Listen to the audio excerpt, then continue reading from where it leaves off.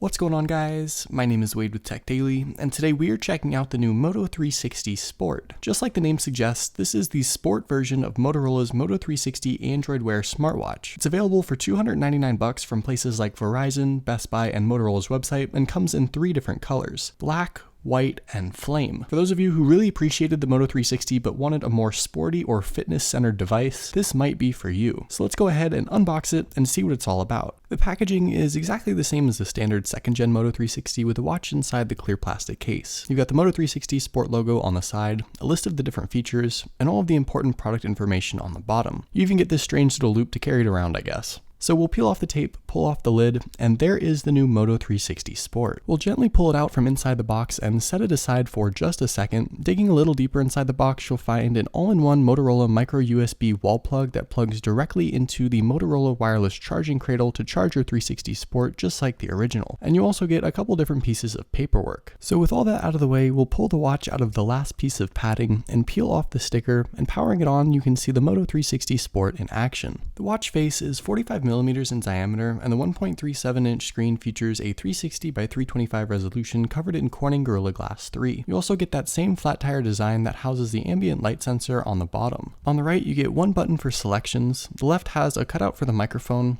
and the back houses the heart rate sensor and some light text that lists some of the features. The silicone band on the Moto 360 is pretty nice. It's really stretchy, but pretty thick and very comfortable too. It's a one-size-fits-all band, but has plenty of spots for a variety of sizes. You'll notice that the whole watch itself is covered in that rubbery silicone finish of the band, and you'll also notice that the band and watch are all one piece. You can't remove or exchange the band at all. It's all connected, which seems absolutely crazy given how much Motorola advertises customizability in their products. Aside from the Sport band, another thing that differentiates this from the standard Moto 360 is the screen. This display is an Anylight hybrid display that's supposed to perform better in sunlight and outdoor use than a standard LCD display. The Moto 360 Sport ships with Android Wear 1.3. There's really not much to say on the software side. It's exactly the same Android Wear experience that you'd find on the regular 360 or really any other round Android smartwatch. Internally, you get a 300 mAh battery for up to a full day of use, a Qualcomm Snapdragon 400 processor with a 1.2 GHz quad-core CPU, an Adreno 305 GPU, 4 GB of internal storage, and a half GB of RAM. You also get the usual Bluetooth 4.0,